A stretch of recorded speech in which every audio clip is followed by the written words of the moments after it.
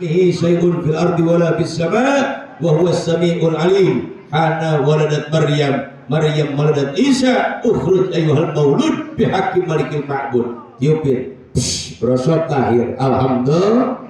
Di situ ada sunnah dari Nabi kita Muhammad sallallahu alaihi wasallam. Ini yang disebut tarbiyah indal wiladah. Sunnah anak lahir, adanin kuping yang belah kanan, ikomahin kuping yang belah kiri. Kalau laki ibu ada di situ, kita nggak usah nyuruh siapa-siapa, betul bu? Langsung bapaknya yang adanin. Bilang mau bidan bu, saya adanin dulu ya bu ya. Oh iya pak silakan. Allahu Akbar, Allahu Akbar. Tuh anak lagi cerita nangis, dengar bapaknya adzan langsung diam. Melotot ya di muka bapaknya. Ketamanya kayaknya anak gua lagi mikirin lihat bapaknya, bapak gua jelek banget ya. Maaf bu. Nyambung tarbiyah yang pertama dengan tarbiyah yang kedua.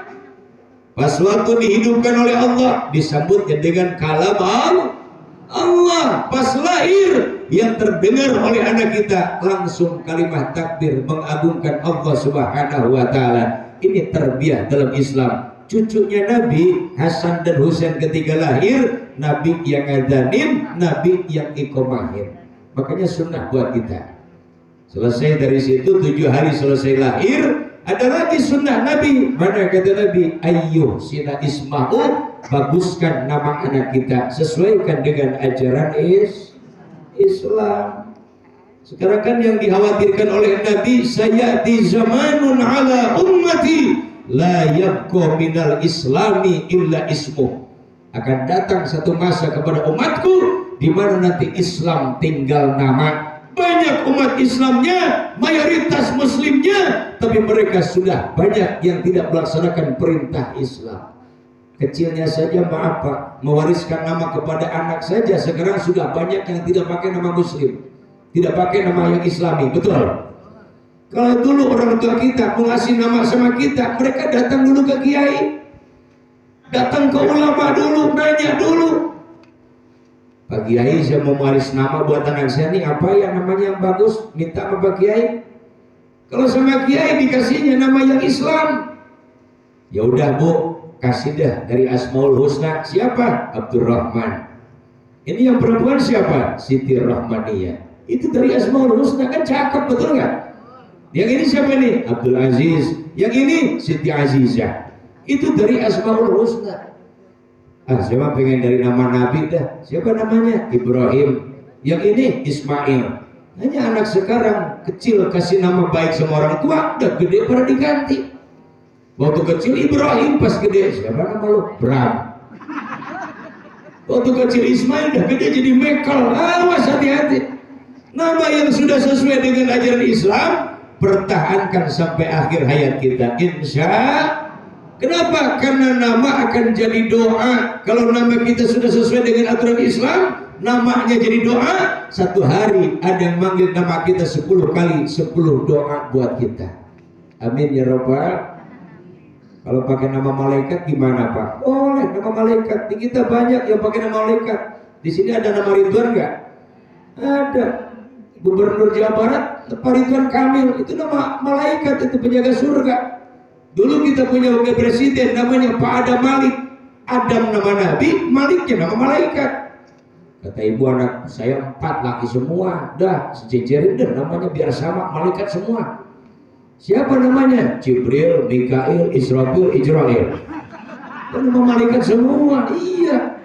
Kepada gede berangkat semua dari Bogor, Jakarta, Tangerang, di Bandung. 2 bulan kemudian ibunya sakit parah. Bapaknya nelpon, lu pada pulang, ibu lu sakit parah di rumah. Yang datang Ijrail duluan. Bapaknya langsung di depan rumah, Ma, Ijrail udah datang, gua belum pengen mati. Dan namanya Ijrail. Boleh nama malaikat? Boleh. Saya pengen pakai nama bahasa Arab nih, nama anak saya. Boleh pakai nama bahasa Arab. Hanya bahasa Arab itu kan bahasanya orang Arab, betul. Kita orang Indonesia bahasanya bahasa Indonesia. Kalau nama anak kita mau pakai bahasa Arab, tanya dulu sama guru kita, Pak Kiai, ini kalau nama saya pakai nama ini artinya apa ya bahasa Indonesianya? Siapa namanya? Hasanuddin. Oh ini bagus, hasan itu baik, din itu agama, itu bahasa Arab, arti bahasa kita aja baik. Ini mau ngasih nama mana pakai bahasa Arab, nanya dulu kagak. Anak ibu no perempuan pakai bahasa Arab, siapa namanya bu? Siti Mikropa. Kagak nanya Mikropa artinya apa, udah gede baru nanya. Kiai emang Mikropa apa artinya? Gayung. Masa punya anak Siti Gayung? Makanya tanya dulu kalau kita nggak paham, nah tanya sama ulama, ngaji sama kiai, insya. Ini kadang-kadang kita kan sok pinter, kadang-kadang mau berangkat ibadah umroh aja punya tetangga kiai kagak nanya-nanya aja. Sampai Mekah ada ulang-ulang, bengong-bengong sampai sana. Orang baca talbiyah pada nangis, labbaik Allahumma labbaik. Ini masih denger-dengeran yang ngikutin, labbaik ya Allah, labbaik ya Allah. Kamu dapat pahala dari mana? Orang labbaik ini mah labbaik. Ini akibat tidak bertanya. Sholat ada ilmunya, baca Quran ada ilmunya, betul? Lo tadi Kori kecil banget itu udah bisa baca Quran. Subhan. Kenapa? Karena diajarkan ilmu Qurannya. Ini jangankan sholat, jangankan ibadah haji, jangankan zakat, puasa, baca kitab kuning apalagi. Ini Masjid An-Nasriyah, depannya kan jalan. Kalau sekarang kan masjid semua pada pakai speaker. Pas waktu adzan pukul beduk dengerin masjid.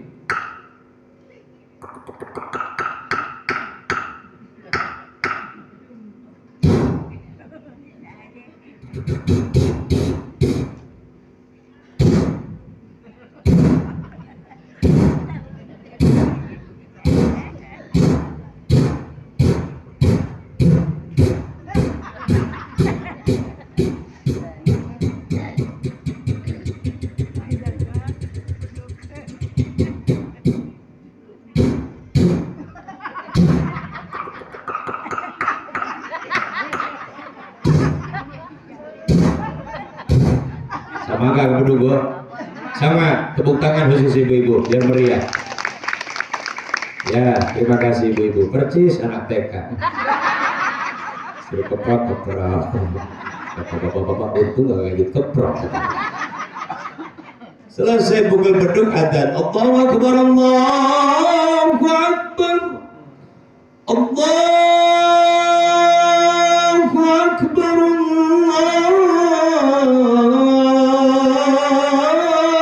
Akbar. Enakan nggak, Bu? Alhamdulillah. Ini Kori Pak dulu di Bogor Pak. Itu Muzayatul Milah itu siapa saya dari kecil. Saya ikut MTQ bareng-bareng sama beliau. Hanya kalau beliau lulus sampai internasional, saya tingkat kabupaten macet. Tapi alhamdulillah dari 100 peserta, saya jadi juara pertama. Alhamdulillah. Kenapa? Karena yang 99 kagak datang atu-atu aja. Alhamdulillah dia pertama juara 1. Kalau pesertanya cuma 1. Kagak ada ngasih piala, berangkat ke pasar Anyar beli sendiri saya. Sampai sekarang gantung di rumah gak ada yang ngambil.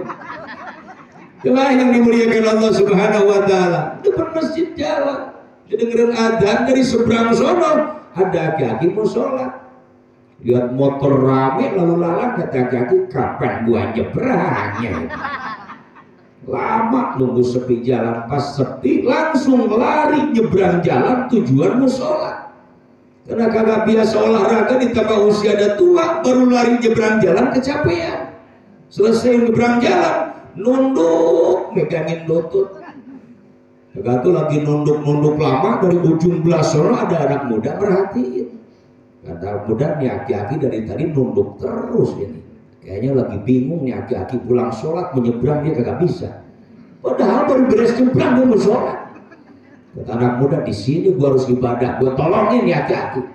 Disamperin kagak ditanya dulu, main gendong diseberangkan lagi.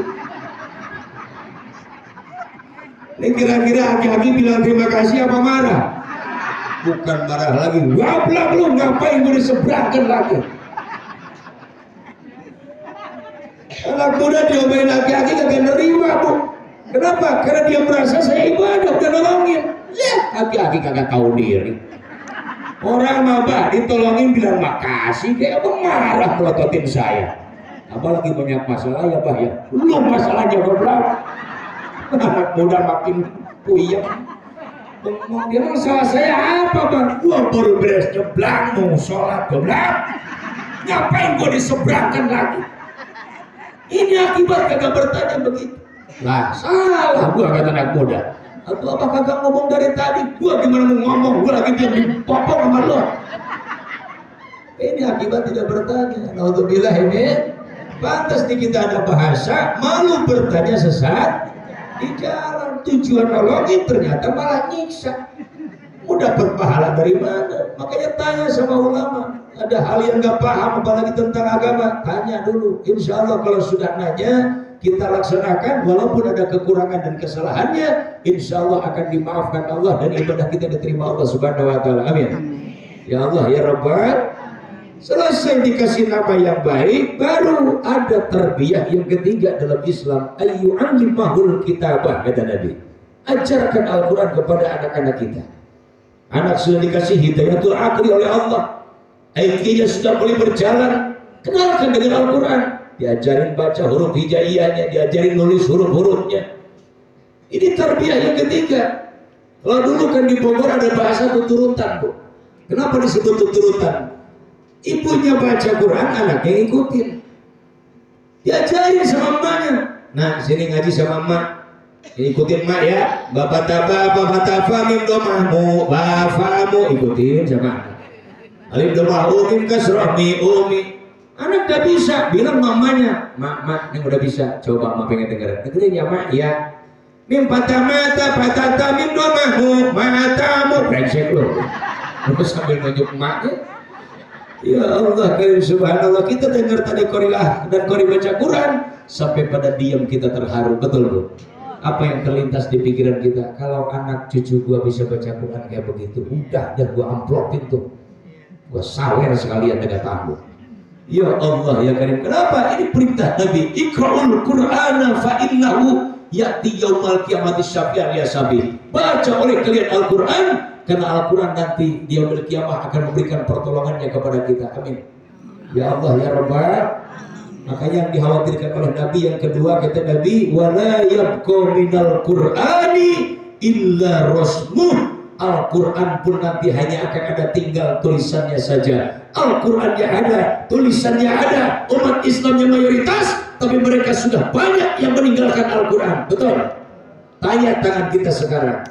Selama beberapa tahun ini, setelah ada yang namanya HP, tanya tangan kita, lebih banyak dipakai pegang Al-Quran atau HP?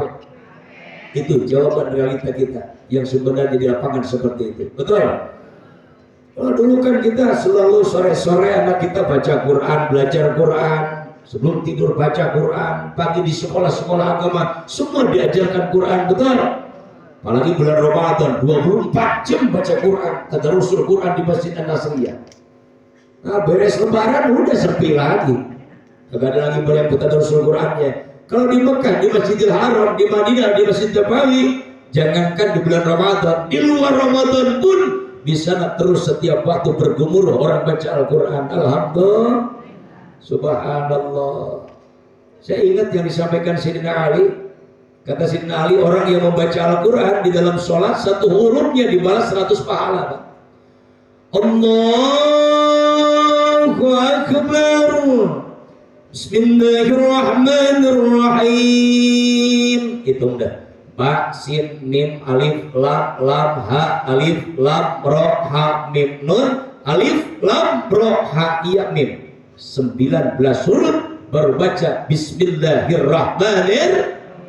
Sudah dapat berapa? 1900 pahala. Sambungkan seluruh Fatihah 137, kalikan 17 Fatihah satu hari satu malam. Belum lagi ditambah surat langganan kita kuliah sama kulhu. Bahkan kita mah itu mulu Ibu. Zuhur asar kuliah kulhu, betul Pak? Maghrib isya kuliah kulhu, subuh masih kuliah kulhu. Sekada imam imamin di masjid kuliah sama kulhu mulu. Anak muda bengong, yang dua saling tanya, nih imam kenapa ya kuliah mulu? Kadang satu, iya aku dengerin kulhu mulu ini. Pas imam keluar dari masjid, anak muda nanya, mau kemana Pak kuliah? Kadang satu, mau kemana Pak kulhu? Kagak lama imam berangkat ibadah haji. Pas imam di Mekah, yang dua sini tanya, ini kira-kira imam kita pulang dari Mekah ganti nggak ya suratnya? Ada yang satu, enggak, masih kuliah kulhu. Dia kan mau ibadah haji, bukan mau ngapalin Quran. Ada yang satu mau kalah, pas diganti udah pakai gamis, masa masih kuliah kulhu. Akhirnya anak muda iseng, udah taruhan 50.000, taruhan 50.000. Imam dibikin taruhan. Imam pulang dari ibadah haji, ngimamin lagi. Ghairil maghdubi alaihim waladdallin. Yang satu nengok, kuliah lo. Yang satu ganti. Imam denger lah, kata imam ngomongin gua lagi. Kemarin gua dibilangin pak kuliah pak kulhu, sekarang kuliah kulhu lagi. Kebetulan imam di Mekah mau sholat subuh bangunnya kesiangan, kagak ke masjid, sholat di hotel. Ada yang imamin temennya orang Indonesia, baca inna atau inna kan pendek. Lah waktu di sono hafal dia, lumayan gua nambah-nambah nih katanya. Pas datang ke masjid ini, pas imamin, kebetulan anak muda ngomong begitu, kata imam, udah gua ganti loh. Bismillahirrahmanirrahim. Inna a'tainakal kautsar. Kata satu, gua menang sini 50.000 lah.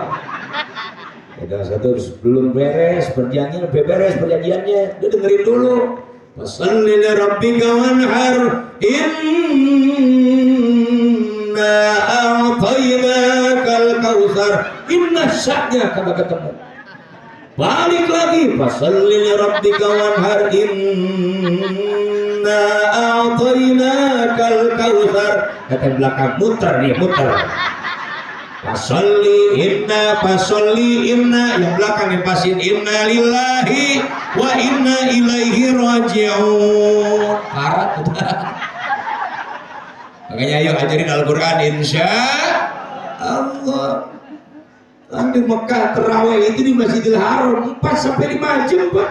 Kenapa lama? Itu karena Al-Qurannya satu malam dibaca 1 juz. Jadi 30 malam khatam Al-Quran dibaca dalam sholat sunnah tarawih. Dan di An-Nasriyah coba-coba tarawih sampai jam 1 jam 2 malam. Imam selesai imamin, nengok ke belakang, makmum tinggal karpet. Paham Pak? Jangan nyalain imam, kita yang imamnya belum sabar, betul. Yang kurang sabar kan begitu, beres sholat isya suka ngintip dulu, siapa imamnya nih? Kalau yang tua ke depan udah tua, lama urusannya. Contoh gak sabar kan begitu. Orang kalau sabar, dia ikut sampai selesai. Bayangkan saja, jam 9 baru mulai, karena sholat isyanya 8:30. Di kita 8:30 udah beres. Ya Allah ya Karim. Imamnya Syekh Abdurrahman As-Sudais. Ibu bapak yang dimuliakan Allah, Syekh Abdurrahman As-Sudais ini waktu kecilnya anaknya bandel, nakal banget. Ibunya sering kesel. Hanya ibunya bijak, ibunya sabar. Kalau ngomelin Syekh Abdurrahman As-Sudais waktu kecil, karena saking nakalnya, diusir dari rumah, suruh berangkat ke mana? Ke Masjidil Haram. Sono lo, berangkat ke Masjidil Haram lo, jadi imam dari sono. Ngomelin dia begitu. Ini mau ngomelin anak goblok, tolol, emaknya lebih goblok. Anaknya tolol terus akhirnya. Nauzubillah min. Udah kalau ngomelin anak, kalau besar begitu. Nah, berangkat sono ke masjid, jadi imam di masjid. Insya Allah kita jadi imam masjid. Syekh Abdurrahman As-Sudais sekarang jadi imam besar Masjidil Haram. Dulu waktu dia diomelin ibunya, begitu ngomelinnya. Ini termasuk tarbiyah dalam Islam. Alhamdulillah. Ya Allah ya Karim subhanallah. Tuh Imam Syekh As-Sudais kalau imamin Pak, Bu, suaranya enak banget. Allahu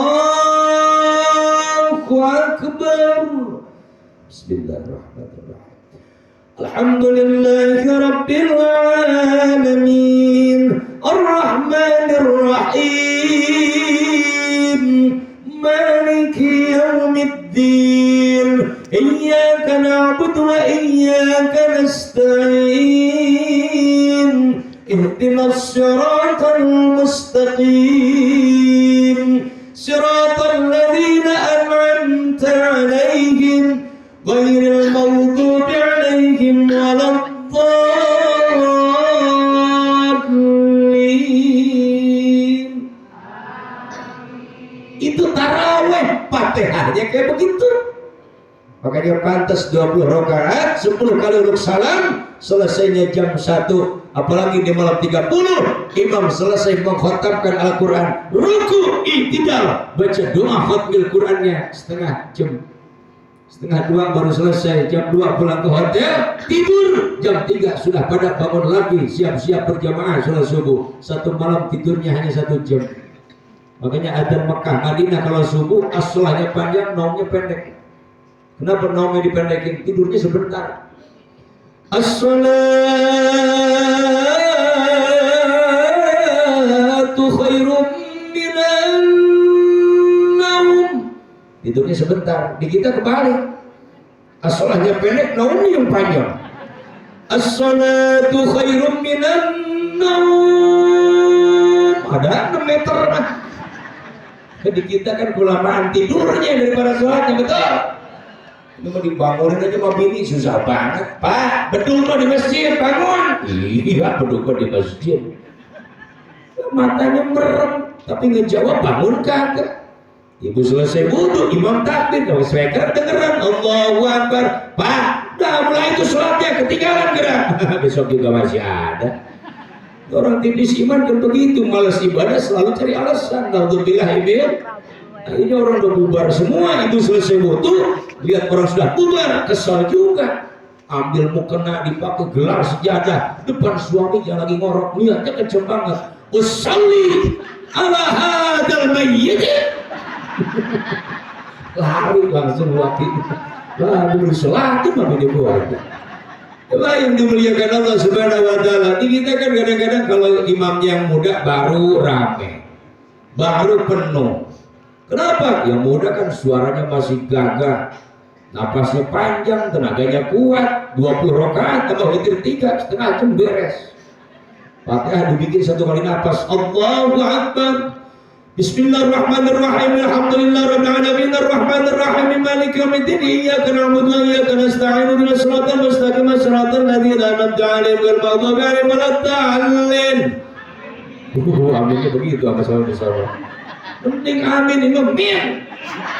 Bismillahirrahmanirrahim. Yasin. Allahu Akbar. Yasin. Sami Allahu liman hamidah. Allahu Akbar. Allahu Akbar. Assalamualaikum warahmatullahi. Assalamualaikum warahmatullahi. Anak muda girang di belakang. Wah, cocok ngepres. Anak muda cocok, laki-laki repot di belakang. Ini udah sujud lagi, sujud lagi. Wah, belum dapat rakaat aja. Nenek-nenek keinjak bukenanya bermuter-muter di belakang. Ya kasihan. Makmum kan bukan anak muda semua, betul Pak? Laki-laki ada ini. Laki-laki nggak mau ketinggalan, nuber-nuber imam sampai keringetan. Dapat 10 rakaat, puyeng pas ruku jungkal pingsan. Gotong anak muda bawa keluar dari masjid, masukkan ke dalam beduk. Ya Allah karim, subhanallah. Ya kita terburu-buru kan begitu. Tarawih juga kan sholat sunnah, harus benar bacaannya, betul. Di situ ada tumaninanya, artinya terlalu cepat jangan, terlalu lambat juga jangan. Kalau di kita tarawih sampai jam 2 tuh kaki tadi kejadiannya. Terlalu cepat juga kasihan yang udah pada tua. Ya udah imam sujud gimana gua baca tasbih 11 kali. Subhana Rabbiyal a'la wa bihamdihi. Makmur di belakang puyeng gua. Ulang duluan imam bangun, lihat ke belakang, bangun gak ada apa-apa aja. Besok mau sholat lagi, anak muda datang duluan, kata anak muda pas lihat imam yang itu lagi, lah ini lagi sujudnya lama lagi nih. Kata temennya, udah tinggalin kayak kemarin. Imam dengar, mau ninggalin gue lagi loh. Imam sujud, yang berdua sujud, imam bangun duluan, muter ke belakang. Diri belakangnya lagi sujud. Ada yang satu tuh, lama kan sujudnya lama lagi, udah tinggalin. Pas bangun ke depan imam kagak ada. Pas nengok ke belakang imam udah ketawa beol satu-satu. Ini akibat gak sabar. Naudzubillah ya. Ajarkan Al-Quran kepada anak-anak kita. Kita belum bisa, minta diajarin sama guru kita. Insya Allah. Jangankan nanti di akhirat, di alam kubur saja. Kalau yang meninggalnya perempuan, itu Al-Quran akan jadi berwujud seperti seorang putri jelita cantiknya bukan main. Wanginya belum pernah tercium waktu di dunia oleh ibu. Kalau yang meninggalnya laki-laki yang sering tadarsul Quran, sering baca Quran, nanti di alam kuburnya akan ditemuin Quran seperti seorang pemuda yang sangat tampan, bercahaya. Wanginya, wangi surga sudah ada di badannya. Ibu tanya, kamu siapa? Kok cantik banget? Ini bagus banget bajunya, belum pernah lihat saya baju sebagus begini. Saya Al-Quran yang sering ibu baca ketika di dunia. Kata bapak, kamu siapa? Kau cakap banget. Saya Al-Quran yang sering kamu baca di dunia. Ini janji Allah. Kalau kita sering memuliakan Al-Quran dengan membacanya, mempelajari isi dan kandungannya, mengamalkan dalam kehidupan kita sehari-hari, insya Allah nanti di akhir kubur akan diterangi oleh Al-Quran. Kita akan terus dihantarkan sampai ke akhirat, sampai masuk ke surga Allah Subhanahu wa Ta'ala. Amin ya Rabbal. Yang ketiga yang dikhawatirkan Nabi berjuang Islam ini berdarah-darah. Hanya yang akan terjadi kata Nabi, wa masajiduhum amiratun wa hiya kharabun minal huda. Umat nanti akan bangun masjid begede-gede, agreng-agreng, bagus-bagus, tapi isinya kosong dari hidayah Allah.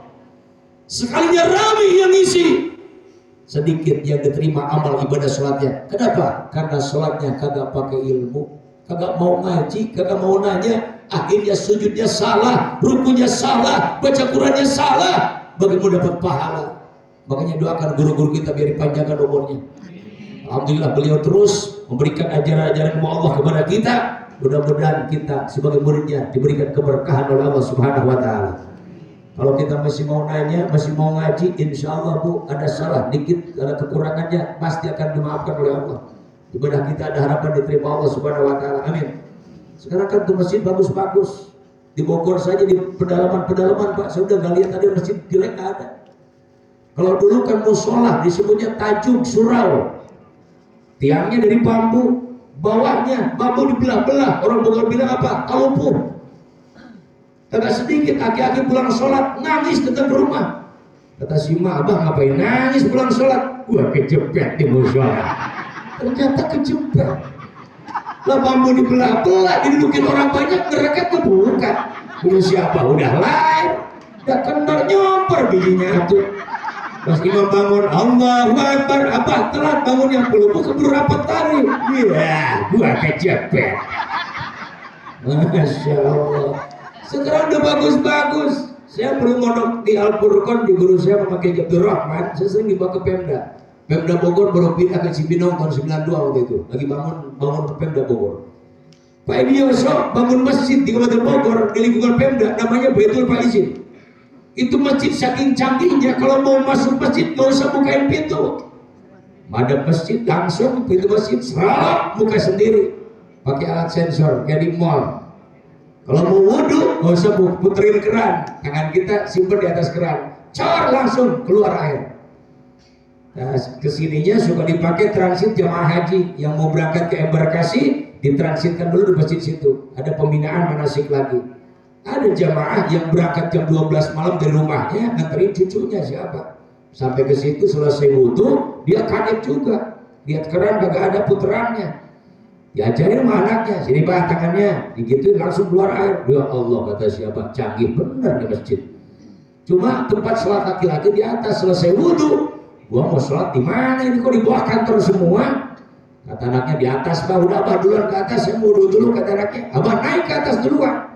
Sampai ke atas nggak ada orang, baru dia sendiri. Pas ada pintu nyelonong buka sendiri, dia sama sini nggak ada orang, lari lagi ke bawah. Kata anaknya, abang ngapain lari-lari? Gak mau, gua sholat di sini masih banyak setannya. Emang kenapa pintunya nggak buka sendiri? Ini saking canggihnya Bu. Ya Allah Karim Subhanallah. Kita satu sisi bangga punya masjid bagus, betul. Tapi satu sisi kita khawatir apa? Sedih melihatnya masjidnya sudah bagus, tapi yang sholatnya sedikit. Angger subuh mah pasukan inti aki-aki di luar. Yang satu ngebangunin Jabah setengah ngopat. Ya hayu ya qayyum. Batuk-batuknya kadang-kadang kesepek. Maaf, bukan ngeledek aki-aki, naudzubillah min dzalik. Justru kita termotivasi, betul. Kita bangga orang tua kita yang usianya hampir 100 tahun masih bisa melangkahkan kaki ke masjid, itu pun di waktu sebelum subuh. Mata sudah tidak jelas melihat, disambung kacamata, jalan saja udah repot, masih disambung lagi, ditambah lagi pakai tongkat. tapi masih berjalan memaksakan diri ke masjid. Kita yang merasa masih muda, katanya bisa berjalan puluhan kilo, masih bisa mendaki gunung, tapi ketika datang waktunya sholat, masih berat melangkahkan kaki ke masjid. Betul? Hidup Pak Kiai. Ya Allah, yang satu adzan asyhadu minan naum. Asyhadu minan naum. Selesai adzan, sholat subuh, beliau subuh bertiga. Tiga-tiganya pasukan inti. Selesai qobliyah subuh sambil duduk nunggu imam, makin siang imam belum datang juga. Udah pegal juga duduk dari tadi. Akhirnya nanya yang sebelah, Pak Ustadz kemana? Udah siang begini belum datang juga ini. Ternyata yang satu tetangga Pak Ustadz. Tahuan Pak Ustadz kemana? Pak Ustadz lagi jarak ke Cirebon belum pulang. Dan ini yang imamin siapa? Tiga-tiganya mundur semua. Kata yang satu, gua kagak biasa, takut salah. Kata yang satu, gua kagak hafal suratnya. Yang satu, gua lagi puyeng, takut nyungkur gua. Mundur semua. Lagi puyeng, lagi pusing, nunggu imam kagak ada. Datang temennya laki-laki. Assalamualaikum. Kata yang tiga, waalaikumsalam. Itu ragu datang, udah ke pasar nih bertiga orang. Yang satu dipaksa sama tiga orang, kalah yang satu. Akhirnya maksain ke depan, udah kagak biasa ngimamin, baru bangun tidur suruh jadi imam. Akhirnya kepaksa juga, cuma sebelum ngimamin ngomong dulu, awas lu jangan ketawain gua. Usyali pada subuhi. Makmumnya hati-hati kabeh. Allahu akbar. Baca Fatihah. Bismillahirrahmanirrahim. Alhamdulillahirabbil alamin. Itu Fatihah segitu apalnya, karena kagak biasa dipakai imamin keder. Orang Buairil dia mah gurau ya. Buairil maghdubi alaihim walad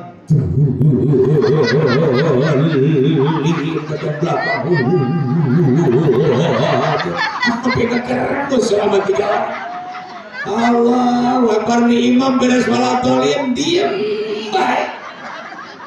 Kalau ini bener bingung. Kalau tadi aki-aki mau sholat bukan kebingungan, anak muda yang salah. Kalau ini imam memang bingung, mau nerusin langsung ruku takut salah. Mau baca surah yang lain kagak ada yang hafal. Kata imam, daripada salah gua mending diam. Yang belakang udah gemeteran nunggu. Yang satu ngomong langsung udah gak kuat, diem baca suratnya. Imam malah ngejawab, apaan ya? Ya ngobrol. Allahu Akbar, kata yang belakang, udah kuliah aja kuliah. Dibaca kuliah seingatnya, kuliah ayyuhal kafirun la a'budu ma ta'budun wala antum abidun ma a'bud wala ana abidun ma abadtum wala antum abidun ma a'bud wala ana abidun ma abadtum wala antum abidun ma a'bud wala ana abidu ma'abatum. Kata belakang nih antum lagi, abud lagi. Lakum dilukumnya kagak ketemu. Dibilangin yang belakang, lakum. Jadi imam menepasin lagi, oh iya lakum gua lupa. Lakum dilukum wala doli. Amin lah. Kagak beres.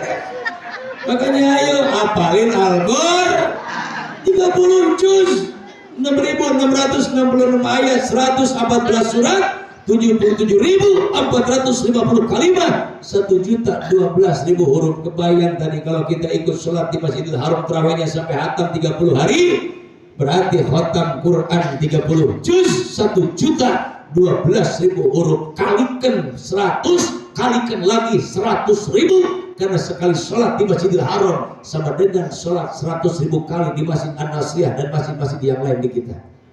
Makanya tidak sedikit orang pulang ibadah haji datang ke rumahnya kagak mau sholat lagi. Ditanya sama tetangganya, Pak Haji pulang ibadah haji ngapain jadi kagak sholat? Tuh kagak paham lo. Gua sholat di Mekah tuh, di Mekah di Masjidil Haram tuh gua sebulan di sono. Sehari 5 kali gua sholat. Kata kiai yang ceramah di rumah gua, sekali sholat di sono 100.000 kali sholat di kita. Maka gua sampai mati gua sholat lagi. Ini salah lagi begitu.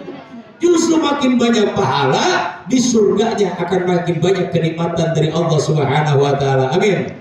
Kita zikir istighfar kita misalnya berapa kali sehari? Nabi saja 100 kali. Nabi yang imannya dimaksum, dijaga dirasa oleh Allah, tidak pernah berbuat maksiat, sehari semalam 100 kali istighfarnya. Kita umatnya berapa kali setiap hari sholat? 3 kali. Ya Allah ya Karim, Astaghfirullah Rabbal Astaghfirullah minal Astaghfirullah Rabbal Astaghfirullah minal. Istighfar yang banyak, insya Allah dosa kita diampuni Allah, hati makin bersih, makin dekat dengan ridho Allah Subhanahu wa taala. Jagalah hati, jangan kau nodai, jagalah hati cahaya ilahi, jagalah hati, jangan kau kotori, jagalah hati lentera hidup ini, hormati suami, jangan kau khianati, ridhonya suami, ridhonya ilahi. Bila suami dikhianati, dia akan sakit hati, tiap hari caci maki, bahkan bisa kawin lagi. Betul?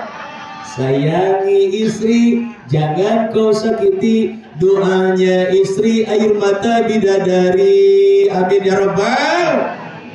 Ibu suka ngedoain suami enggak? Alhamdulillah 3 orang Pak yang jawab. Istri yang solehah itu tadi. Yang ketiga kata Nabi, istri yang solehah seperti Siti Khadijah, kalau mau tidur pasti menawarkan diri kepada suami. Ibu suka nawarin gak? Nah, ketahuan lo penyakitnya nih. Agak semua. Tawarin lagi ibu, takutnya lupa. Lah, kalau ditawarin dikorekin mulu. Ya takutnya kan pulang kerja capek lupa, udah ditawarinnya mau enggak terserah. Lah kan anak Pak belum pada tidur, masa nawar gitu di depan anak? Atau ganti bahasanya, masa kalah sama anak? Kita kan umat Nabi Muhammad banyak pahala. Kata Nabi, suami dan istri kalau jimatnya apalagi di malam Jumat, ini pahalanya sama dengan bunuh Yahudi 70 Yahudi. Makanya doain tuh saudara kita di Palestina, biar Allah berikan kemenangan. Jadi jaga diraksa oleh Allah Subhanahu wa taala. Amin. Ya Allah ya Rabbal alamin. Kita yang belum bisa berangkat ke sono, udah Bu, malam Jumat selesai sholat Isya, ibu dandan yang rapi. Suami pulang dari masjid habis sholat Isya, datang ke rumah, biarin depan anak, wah ngerti dia. Tawarin laki ibu, Pak, mau bunuh Yahudi enggak? Kata lakinya, ayo Mas, siap. Kata anaknya, bapak gua mau perang gitu. Setar jam 9 cungkel mampus 70 Yahudi. Sebelum subuh bangun lagi suaminya duluan, mah bangun dong. Ngapain Pak? Nyekekin Yahudi lagi yuk. Kata bininya, Pak yang tadi belum dikubur semua. Orang 70. Ya yang dimuliakan Allah Subhanahu wa taala. Yang keempat yang dikhawatirkan oleh Nabi, wa ulama'uhum syarrun tahta hadimis sama min indihim tahrujul fitanu wa fihim ta'ud. Akibat umat sudah tidak peduli dengan syariat dan perintah Islam, Al-Quran sudah jauh dari kehidupannya, jangankan dilaksanakan dalam kehidupan sehari-harinya, baca saja sudah tidak, masjid sudah kosong ditinggalkan oleh jemaahnya. Yang terjadi apa nanti? Wa ulama'uhum, dan ulama-ulama yang ada pada saat itu, min indihim tahrujul fitan, yang diajarkan nanti yang keluar dari mulut-mulut ulama nanti apa? Fitnah dan kesesatan, adu domba yang diajarkan kepada umat. Wa fihim ta'ud, dan fitnah itu akan Allah kembalikan kepada mereka. Naudzubillah ini. Makanya jangankan ngaku jadi ulama, sekarang ngaku jadi nabi itu pada berani. Di Bogor dulu kan ada Pak yang ngaku jadi nabi, Selesai tapak 40 hari di Gunung Salak, turun ngaku dapat wahyu. Diinterogasi oleh MUI Pusat, polisian turun, ternyata bukan dapat wahyu. Lagi kedinginan di Gunung Salak, pengen ngopi, yang bawain kopinya Pak Wahyu namanya. Wahyunya kopi. Ya Allah ya Karim, akibat bodoh ngaku jadi ulama, ngaku jadi nabi, akhirnya apa? Ini fitnahnya dikembalikan oleh Allah. Wa fihim tahun, akhirnya dipenjara sama polisi 5 tahun. Naudzubillah, amin. Agak lama dari Gunung Salak ada yang aku mau jadi nabi. Akhirnya pesawat Sukhoi buatan Rusia, Vladimir Putin, Indonesia mau beli saat itu Pak, Halim Perdanakusuma dijadikan tempat landasan pertama, langsung terbang 42 orang ikut itu, masuk ke pesawat, terbang dari Halim, datang ke atas Gunung Salak, langsung nabrak Gunung Salak, hancur berkeping-keping, tidak ada yang selamat satu orang pun, hancur badannya berkeping-keping, ikut dengan kepingan pesawat Sukhoi. Akhirnya datang berita ke Rusia, pesawat Sukhoi buatan Rusia nabrak Gunung Salak. Vladimir Putin baca berita, dibalikin bacanya Salak gunung. Telepon ke Pak SBY, Pak SBY kenapa gak bilang-bilang kalau di Bogor ada salak segede gunung? Salah baca beritanya. Ya Allah ya Karim, subhanallah. Makanya ayo didik anak kita, contohkan akhlak yang mulia. Insya ibu cium tangan ke suami depan anak. Ibu dandan yang rapi, mau ngaji pakai kerudung busana muslimah, anak lihat itu pun sama dengan dakwah. Kenapa? Karena sekarang banyak orang tua yang cuma jadi calon. Anak menyuruh ngaji, ibunya malah nonton TV, bapaknya malah ngopi sambil makan kue roti. Betul? Anak menyuruh sambil melotot sholat, lari anaknya ke masjid. Datang ke masjid, nengok dari besar depan ke belakang, nyari bapaknya kagak ada. Balik lagi ke rumah, duduk di pinggir bapaknya. Lu cepet banget balik lagi, bapaknya gak sholat. Emang enak dibalikin sama anak begitu? Yang enak kan seperti ini, ada anak bertanya pada ayahnya malam-malam sebelum tidur, nanya, Pak, sholat subuh kayak gimana sih Pak? Kata bapaknya, udah malam nak, ayo tidur, nanti subuh bapak bangunin. Tidur langsung sama bapaknya. Bapak belum jawab pertanyaan anak. Kalau anak ibu yang perempuan nanya sama ibu, tidak dijawab langsung sholat subuh kayak bagaimana? Tapi pas terdengar yang tahrim di masjid, Assalatu wassalamu alaik ya imam al-mujahidin ya Rasulullah.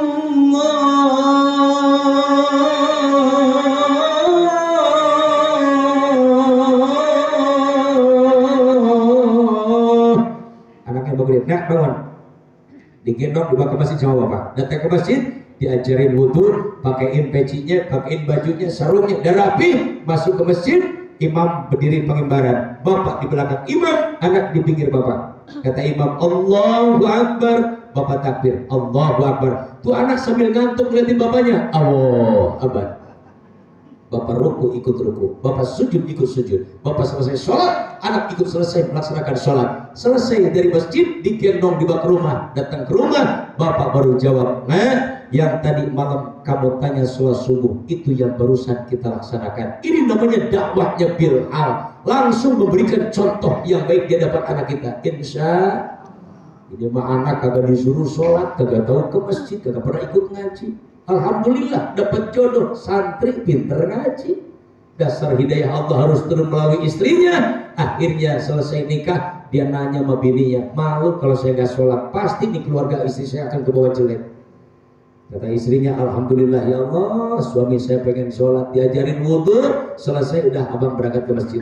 Nanti gimana abang di masjid? Tenang bang, di masjid ada imam. Pokoknya yang berdiri depan sendiri itu imam. Udah abang berdiri di belakang imam, jangan jauh dari imam, ikutin imam, segitu-gitunya dikasih ilmunya. Datang ke masjid lagi qomat, Allahu Akbar, Allahu Akbar, subhanallah, la ilaha illallah. Imam masuk ke pengimbaran, ditunjuk, kagak salah lagi, ini namanya Pak Imam. Dia diri depan di belakang imam, yang lain ke kanan, ke kiri, ke belakang. Imam sholat maghrib, Allahu Akbar. Dia lihat yang lain angkatin tangan mengucapin Allahu Akbar, dia ingat kata bininya, ikutin imam, Allahu Akbar. Di hatinya apa? Lah ternyata sholat cetek. Gua kira ini susah di sholat, ternyata mudah juga di sholat. Belum apa-apa udah ngegampangin. Imam baca Fatihah, Bismillahirrahmanirrahim. Yang lain pelan baca doa iftitah, dia baca bismillahnya kencang sama imam. Karena disuruh istrinya ngikutin imam. Bismillahirrahmanirrahim. Imam belum dengar, yang dengar yang sebelah. Ini kencang banget baca bismillah. Yang barusan ngomong ditunjuk sama temannya, lu sholat gak boleh ngomong loh. Yang barusan ngomong, untung gua kagak ngomong, kata satu lagi. Lo ngomong semua satu baris. Imam nerusin bacaan, Alhamdulillahirabbil alamin. Dia mah terus ngikutin imam, Alhamdulillahirabbil alamin. Imam baru dengar. Kata imam di belakang kenceng banget baca alhamdulillah. Imam orang soleh pak, kagak mudah-mudah suudun sama orang lain. Kata orang keluar bagi nama, mengapa ngek-ngek kau suka ngukuk, saling membukakan aib sesama, kesana ngek-ngek, kesini ngek-ngek, kau ceritakan kejelekannya, semut di seberang lautan, jelas kelihatan, gak jadi pelupuk mata, tidak kelihatan keterlaluan ngekok. Ngekok lagunya. Kata imam, kayaknya gua salah, harus balik lagi. Imam orang soleh, gak nyariin orang, balik lagi dia pelan. Alhamdulillahirabbil alamin. Yang belakang sama banget dia pelan bacanya. Alhamdulillahirabbil alamin. Kata imam, ini mah ngeledek gua. Imam udah robat ke hatinya. Imam penasaran, awas lu sekali lagi kata imam. Alhamdulillahirabbil alamin. Yang belakang sama, Alhamdulillahirabbil alamin. Imam udah di rumah banyak masalah, datang ke masjid serasa dari orang gila. Tadinya menghadap kiblat, balik kanan menghadap timur. Imam yang satu dituyung sama imam, lu mau sholat apa mau main-main lu? Nunjuk lagi ke imam, lu mau sholat apa main-main lu? Karena dia ajarin sama istrinya segitu-gitunya ilmunya. Imam penasaran, nanya yang sebelah, ini orang gila bukan pak? Dia nanya lagi sambil nunjuk sama imam, ini orang gila bukan pak? Akhirnya ditempeleng sama imam, nempeleng lagi. Diludahin lagi, ditendang lagi. Kewalahan imam, akhirnya imam keluar dari masjid, dia juga lari keluar dari masjid. Imam lari, dia lari, imam jongkok, dia jongkok. Imam mau pulang ke rumah, nemu tanjakan, dia kecapean. Berotai kata imam, gue dikebukin tuh. Tuh dua orang duduk di pinggir imam. Kata imam, lu apa-apaan? Dia bilang sama imam, lu apa-apaan? Ini akibat tidak diajarkan ilmu. Naudzubillah min. Mudah-mudahan guru-guru kita dipanjangkan umurnya oleh Allah Subhanahu wa taala, diberikan kesehatan jasmani dan rohaninya, sehingga terus bisa memberikan dan mengajarkan ilmu-ilmu Allah kepada kita sebagai jamaah dan muridnya. Amin. Supaya harapan kita, ibadah kita diterima Allah, dosa kita diampuni Allah, hidup kita berkah dunia akhirat, anak kita jadi anak yang soleh dan solehah, Allah berikan rezeki yang banyak yang berkah buat bekal ibadah kepada Allah Subhanahu wa taala, dan ketika kita dimatikan Allah dalam keadaan husnul khatimah, membawa iman dan Islam yang diridhoi Allah Subhanahu wa taala. Itu saja yang dapat saya sampaikan, kurang lebihnya mohon maaf yang seluas-luasnya. Hadanallahu wa iyyakum ajmain, bila taufiq wal hidayah, walakum minkum. Assalamualaikum warahmatullahi wabarakatuh.